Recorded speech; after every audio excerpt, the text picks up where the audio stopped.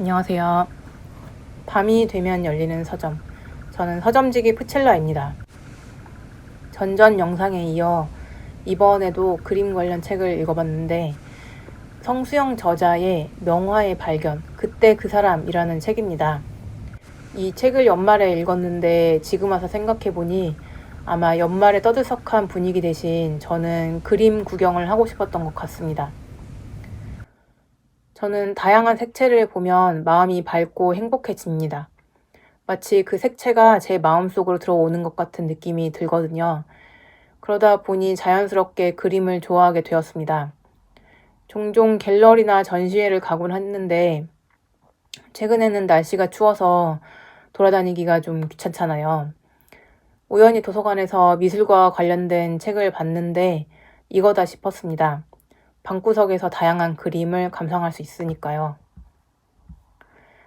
이 책을 읽게 된 계기는 외국 속담에 어떤 책을 그 책의 표지만 보고 판단하지 말라는 말이 있지만 저는 확실히 책 표지를 보고 책을 고르게 됩니다. 요즘은 다들 어쩌면 그렇게 책 표지 디자인을 기가 막히게 하는지 이 책의 표지에서 이 남자를 봤는데 한국의 시인 이상이 떠올랐습니다. 그러면서 이게 도대체 어떤 그림일까 궁금증이 생겼어요. 정보 서적을 고르는 게 아니니까 그림에 대한 책을 고르는 거잖아요. 그러니까 대강 책의 표지를 보고 제가 끌리는 걸로 골라도 되겠지 싶었습니다. 그리고 이렇게 옷을 고르듯이 책을 고르는 게 즐겁기도 했고요. 어릴 때 생각에는 연말 연시에는 화려한 그 모임과 친구들을 만나서 재밌게 바쁘게 보내야만 한다고 생각을 했는데 최근에는 그런 왁자지껄한 모임 대신 이렇게 방구석 미술관 관람도 괜찮겠다는 생각이 들었습니다. 어릴 때와 달리 신기하게도 이제는 연말이나 연초에 어떤 모임에도 참석하지 않는 제가 별로 초라하고 심심하게 느껴지지 않았어요. 이런 제가 좀 멋지다고 은밀히 생각을 하면서 조용히 미술관 관람을 시작하게 되었습니다. 내용과 느낀 점은요. 이 책은 많은 예술가들의 인생과 작품을 단편적으로 간단히 소개한 형식으로 구성되어 있어요. 시대적으로, 시간적으로 그렇게 구성되진 않았는데 신념, 애증, 극복, 용서라는 4가지 주제로 각 예술가들을 나름대로 큐레이팅하는 형식이었어요. 사실 작가의 이런 4가지 툴은 별로 중요하지 않다고 생각합니다. 저는 그닥 공감이 안 되는 부분도 좀 있었고요. 예술가와 작품은 그것을 어떻게 바라볼지에 대해서는 그게 저자나 예술가의 손을 떠났다면 그것을 읽거나 접하는 사람의 마음에 그게 예술인지 아닌지 여부를 판단할 수 있는 그게 달려있다고 생각합니다. 굳이 모두가 인정하는 유명 작가의 작품을 저도 훌륭하다고 생각해야만 하는 건 아닌 것 같아요. 이 책에서는 다루고 있는 예술가들이 워낙 많기 때문에 저는 이 책의 전체적인 내용을 요약하는 대신 그냥 책을 읽다가 제가 끌리는 예술가들 몇몇에 대한 얘기를 중점적으로 남겨보기로 했습니다. 그중에 첫 번째 예술가는 에곤 실레로 이 책의 표지에 나온 자화상을 그린 예술가입니다. 이 그림의 제목은 꽈리 열매가 있는 자화상으로 제가 책 표지에서 보고 이상 시인을 떠올렸던 그림이에요. 에곤 실레는 상당히 자기애가 강한 인물로 요즘 말하는 중2병을 늦게까지 앓았다고 합니다. 자신은 평범한 사람들과 다른 천재이며 평범한 사람들은 이해하지 못하지만 자신은 언젠가는 위대한 사람으로 남을 거라는 그런 생각을 갖고 있었다고 합니다. 이 사람의 얘기를 읽으면서 왠지 배시시 웃음이 나왔어요. 이 인물을 보고 떠오르는 사람들이 몇몇 있기도 했고 저한테도 이런 사람과 같은 면이 있다고 느꼈기 때문입니다.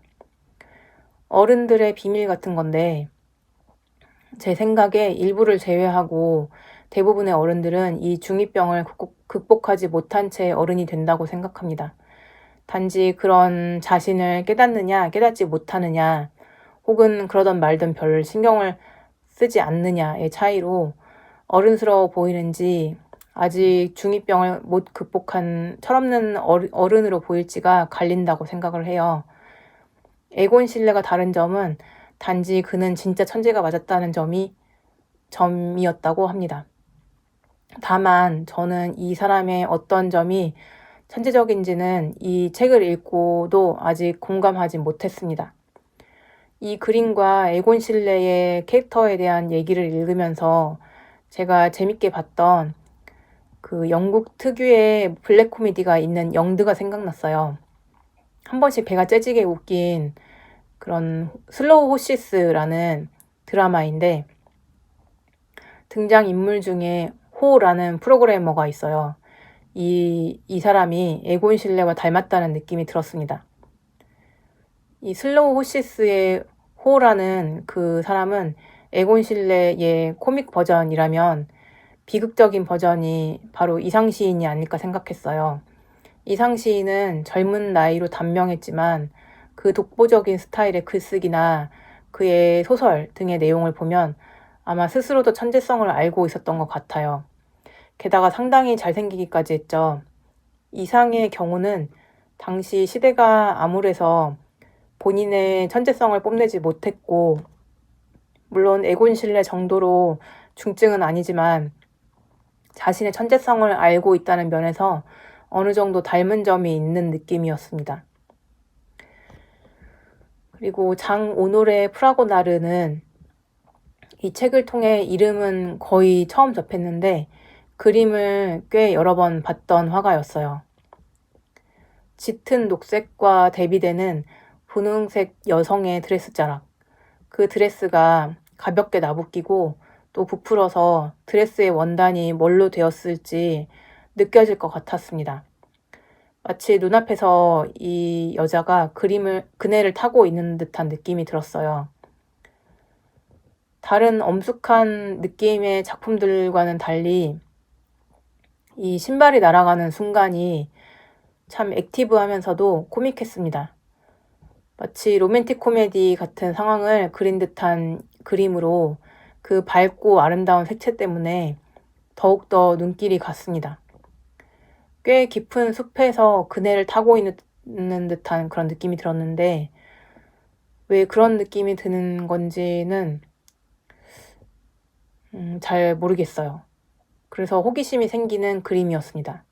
어쩌면 이 숲에 그 녹색이 짙고 좀 어두워서 그런 걸 수도 있고, 이 장오노레 프라고나르는 화려하고 섬세하면서 로맨틱한 로코코 시대에 활동하던 화가로 그 시대에 맞게 스스로도 고뇌하고 진지하게 예술을 추구하는 어두운 그림보다 그냥 아름다운 예술이 더 좋다고 했습니다. 그래서 그의 화가로서의 재능에 비해 예술가로서의 재능을 낮게 평가하는 사람들도 있었다고 해요. 심각하려고 하고 내면의 깊이나 훌륭함 이런 걸 추구하지 않고 솔직하게 자신의 취향을 드러냈고 그에 따라 그림을 그린 프라고나르가 유쾌하고 매력적으로 저는 느껴졌습니다. 어떤 면에서 저도 프라고나르와 비슷한 면이 있다고 생각했어요. 저도 단지 그의 그림이 아름답고 섬세해서 좋았는데 예술이 굳이 심각할 필요가 있나라는 식의 그의 철학도 저와 비슷한 것 같아서 좋았습니다. 또 존 싱어 사전트는 이름이 생소하지만 그림을 보면 바로 다들 고개를 끄덕일 만한 화가입니다. 처음 이 그림을 봤을 때 여자의 코가 새 부리처럼 보였어요. 서양 사람 중에 저렇게 어른이 아이들을 혼내기 위해서 집게손가락 그 마디로 코끝을 이렇게 쭉 당기는 거 있잖아요. 그렇게 해놓은 듯이 코가 높은 사람들이 있는데 이 여자도 그렇게 생긴 사람인가 보다 저는 생각했습니다. 그 창백한 피부에 비해서 코끝이 불그스름해서 아마도 비염 같은 게 있지 않을까 생각했어요. 그래서 코를 자주 풀어서 코끝이 이렇게 당겨 올라갔다는 상상을 했습니다. 당시 실제 주인공은 자기보다 너무 못생기게 그려서 엄마와 함께 울면서 찾아왔었다고 합니다. 인물 자체가 아름답진 않지만 어쨌든 그림은 참 아름다워서 이 그림을 처음 보고 난 후에 머릿속에 굉장히 남았어요. 당시 유럽의 사교계는 상당히 난잡했는데 그럼에도 겉으로는 위선을 떨었던 당시의 분위기를 담은 작품이라고 합니다. 그림 속의 여자의 높은 콧대와 그 콧대 때문인지 창백한 피부색 때문인지 신경질적이고 까탈스럽게 자신의 미모를 추구할 것 같은 모습이 당시 사교계가 어떤 느낌일지 느껴지는 것 같았어요. 이 그림의 느낌과는 달리 그림을 그리는 작가는 화가 중에 거의 유일하게 인품이 좋았다고 책에서 소개를 했었습니다. 흔히 예술가적 기질이라고 하는데 이 책에 소개된 대부분의 화가들은 다들 자기중심적인 그런 기본이 있고 성격이 이상하게 꼬였거나 거의 정신병자이거나 괴팍했어요. 지금은 오히려 그림만 남아서 정말 다행이라는 생각이 들 정도로 괴팍한 사람들이 많았는데 그 안에서 인품이 좋은 화가였다면 꽤 인기가 많았을 것 같습니다. 이 책에서는 미켈란젤로도 소개되어 있었는데 레오나르도 다빈치와의 대결 구도를 재밌게 소개했습니다. 예전에 제가 그 미켈란젤로의 이 다비드 석상을 보러 간 적이 있었어요. 석상을 향해 걸어가다가 우연히 이 다비드상이 저를 쳐다보는 듯한 자리에 서게 되었습니다.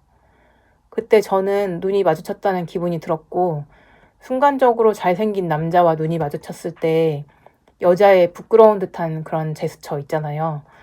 그런 걸 제가 하고 있는 걸 발견을 했어요. 한 번도 이런 그리스 로마 석상에 어떤 감흥을 느낀 적이 없고 석고상이 잘생겼다고 느낀 적도 없었는데 그때 처음으로 이 석상이 이런 석상들이 예술이구나, 이런 게 예술이구나 그렇게 느꼈었습니다. 이 책에서는 율리오 2세가 시스티나 성당 프로젝트에 미켈란젤로와 레오나르도 다빈치를 동원했던 얘기가 소개되어 있었습니다. 두 천재는 서로를 질투했고 이 프로젝트를 통해 경쟁했는데 그 갈등 구조가 역사책의 그런 말투가 아니라 뭔가 지금의 현실감에 맞는 그런 말투로 소개되어 있어서 더 재밌게 읽었던 것 같습니다. 폴 고갱은 제가 좋아하는 그림풍은 아니었는데 그의 인생에 대해 읽으면서 예술가의 비도덕적인 언행들을 어디까지 이해할 수 있을까라는 그런 의문이 들게 했던 인물이었어요. 고갱의 그림은 제 취향이 아니기도 했지만 그 배경에 대해 듣고 나니 더욱더 정이 떨어지는 느낌이 들었습니다. 그는 자식도 있고 아내도 있는 채로 타히티로 떠나 그곳 원주민들의 원시성을 보고 어떤 영감을 받길 원했는데 당시 유럽 열강들의 손이 미치지 않은 곳은 없었으므로 이 타히티 섬에서 고갱은 어떤 원시적 영감도 받지 못했다고 합니다. 고갱의 그림은 강렬하긴 하지만 투박함이 느껴집니다. 그 투박함은 아마추어 화가에게서 느껴지는 그 꼬집을 수 없지만 뭔가가 부족함에서 느껴지는 투박함과 일부러 기법적으로 투박하게 표현한 그런 투박함의 경계에 있어서 저에게는 이 고갱의 투박함이 좀 애매하게 느껴졌어요. 특히 타히티를 대상화한 이 그림은 너무 본격적으로 그 원시성과 생명력을 그야말로 원시적이라고 평가하는 문명인의 관점에서 그린 것 같아서 유럽인 특유의 모욕적인 시선이 느껴졌습니다. 이미 유럽의 문명이 오염시킨 조금 못 사는 원주민들의 땅에 들어가서 억지로 원시성을 끌어낸 듯한 그런 느낌이 너무 자기적이란 생각이 들었어요. 이런 그림은 누구나 그림 좀 그린다는 사람이면 다 그릴 수 있지 않을까? 그런 생각을 했습니다. 따뜻한 색과 강렬한 색들의 조합으로 강렬한 생명력이 느껴지긴 하지만 누구나 타히티 원주민들을 그린다면 그런 색채를 사용했을 것 같아요. 예술은 알아보는 눈도 중요하겠지만 그냥 각각의 취향에 의해서도 결정된다고 생각하는데 그런 면에서 고갱의 그림은 저에게 예술로 느껴지지는 않았습니다.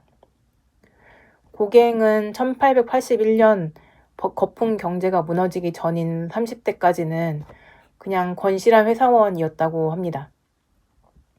경제와 함께 모든 게 무너지면서 평소 소질을 보였던 화가가 되어보기로 하면서 그의 괴팍한 성향이 나오게 됩니다.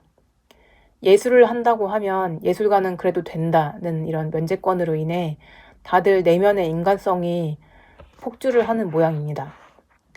예술 여행으로 타히티 섬까지 왔다가 그는 미성년자 원주민 소녀들과 관계를 맺고 아이까지 낳게 합니다. 그 전부터 이미 발현되었던 매독으로 그에게서는 심한 악취도 났고 성격은 점점 괴팍해졌다고 합니다. 고갱의 이야기를 읽으면서 어떤 인간의 능력과 인간성 중에 뭐가 더 중요할까라는 생각이 들었어요. 또 고갱의 그림이 특별해진 이유를 이런 배경을 배제하더라도 저는 알 수가 없었어요. 오히려 책에서 고갱과 함께 했던 것으로 잠깐 언급되었던 고흐의 그림이 더 훌륭하다고 느껴지는데 이 책에서 고흐의 이야기가 빠진 게 상당히 아쉬웠습니다. 알폰스 무하는 평소에도 제가 좋아하던 화가였어요. 몇 년 전 전시회도 갔던 기억이 나는데요. 당시 이 작가의 전시회 포스터를 보자마자 제가 이 전시회를 꼭 가야겠다 생각을 했던 것 같아요. 이런 그림풍을 아르누보라고 하는데 지금의 일본 애니메이션들이 공유하는 특유의 그림체의 배경이 되었다고 알고 있습니다. 일본 애니메이션이 재밌긴 하지만 가끔 너무 백인들을 선망하는 것 같아서 같은 아시아 사람으로서 민망한 느낌이 들 때가 있어요. 백인이라고 모두 잘생기고 예쁜 게 아닌데 일본 애니는 우리에게 백인을 지향하는 병을 전염시켰다고 생각했습니다. 그 배경이 알폰스 무하일 수도 있다고 하니 그래도 조금은 수긍이 갔어요.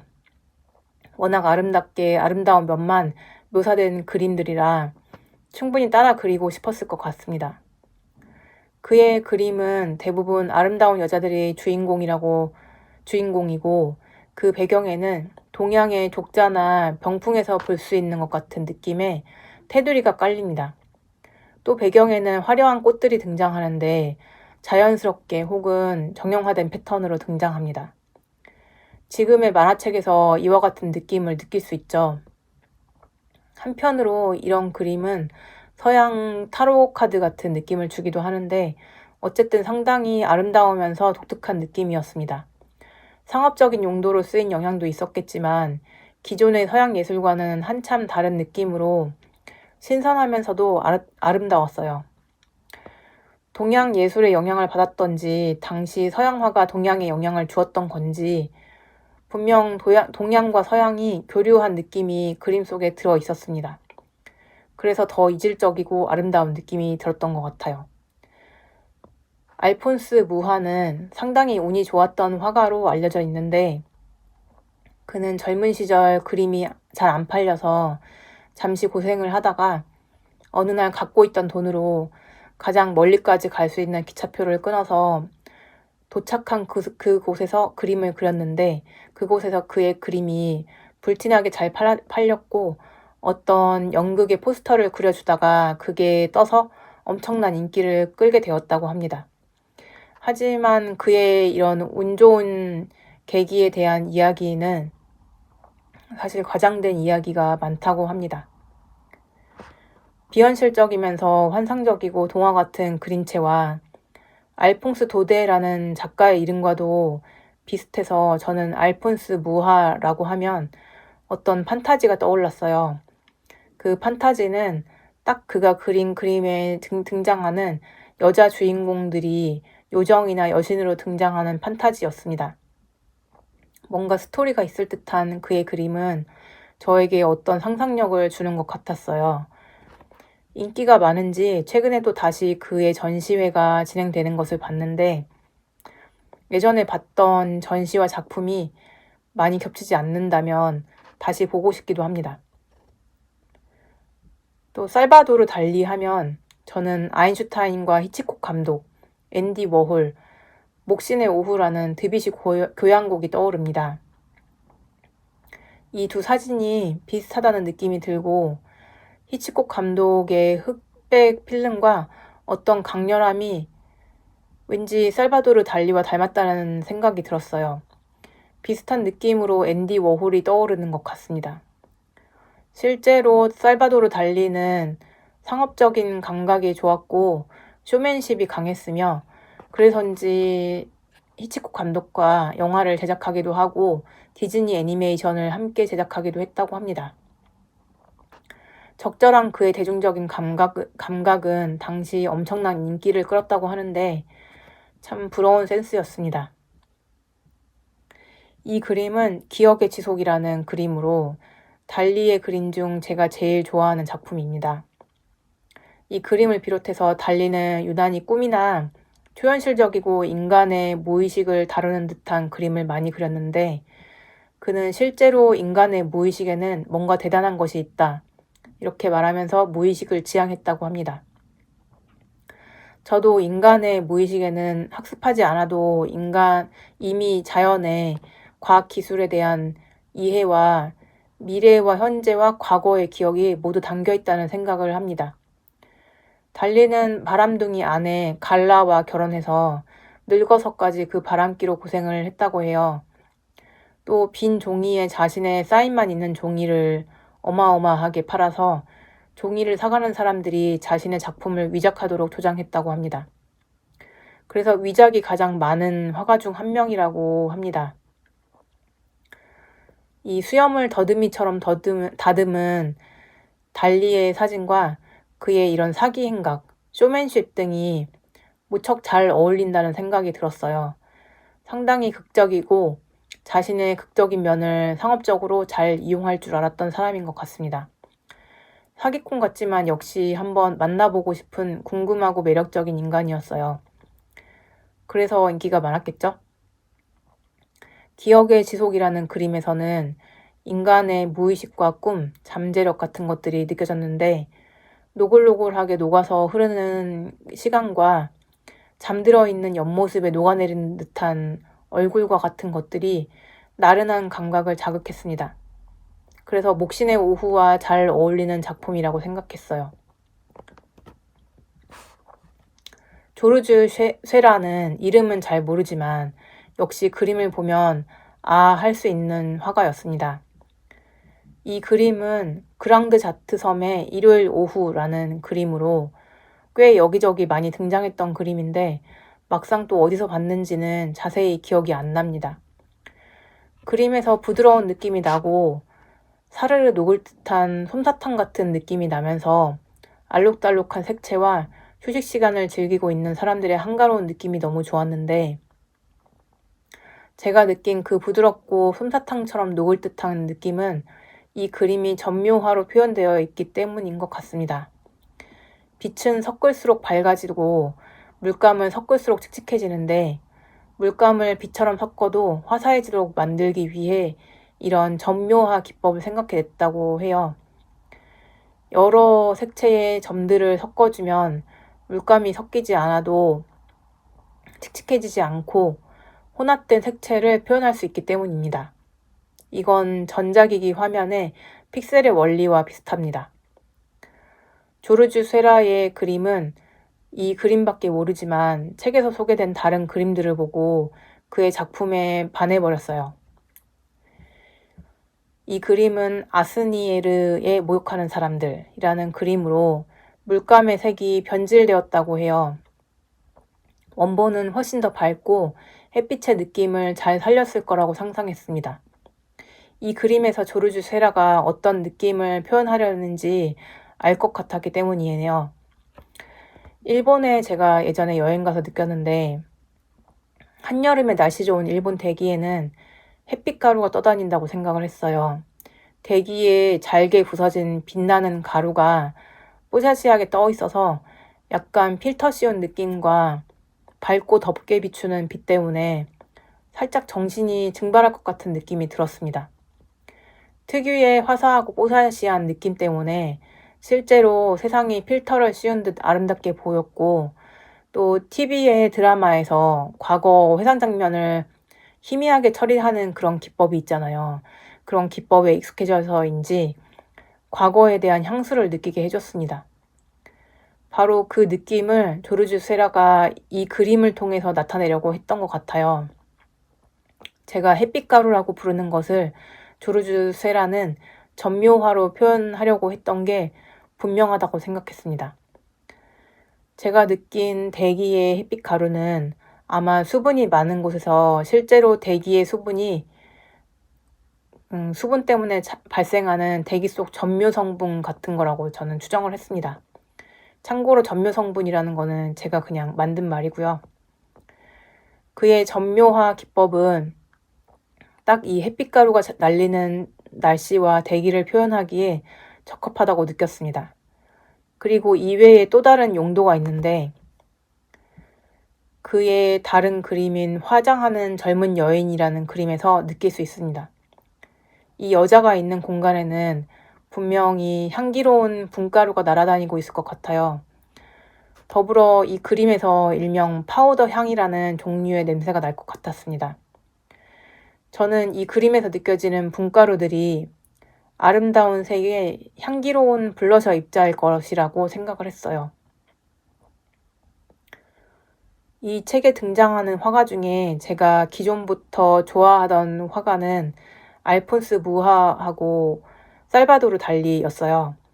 조르주 세라는 그의 다른 작품들을 추가로 보면서 좋아하게 되었는데, 그림이 알록달록한 솜사탕 같기도 하고 동화책 사파풍의 느낌이 나면서 너무 좋았습니다.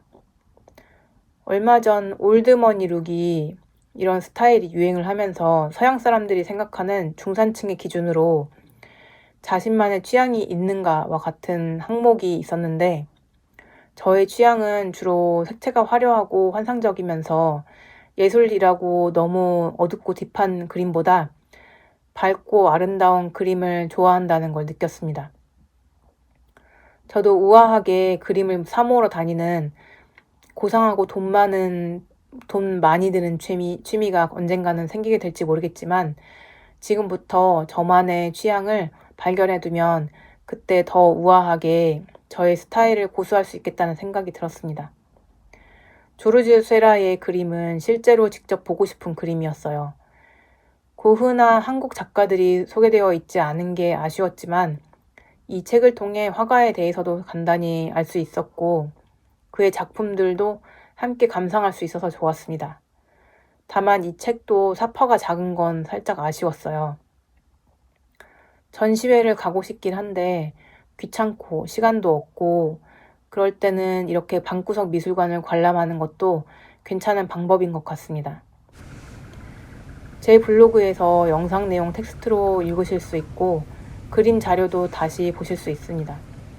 새해 첫 번째 영상인데 다들 새해 복 많이 받으시고 원하시는 것들 이뤄가는 한 해 되셨으면 좋겠습니다. 그럼 밤이 되면 열리는 서점 방문해 주셔서 감사합니다. 다들 좋은 꿈 꾸세요.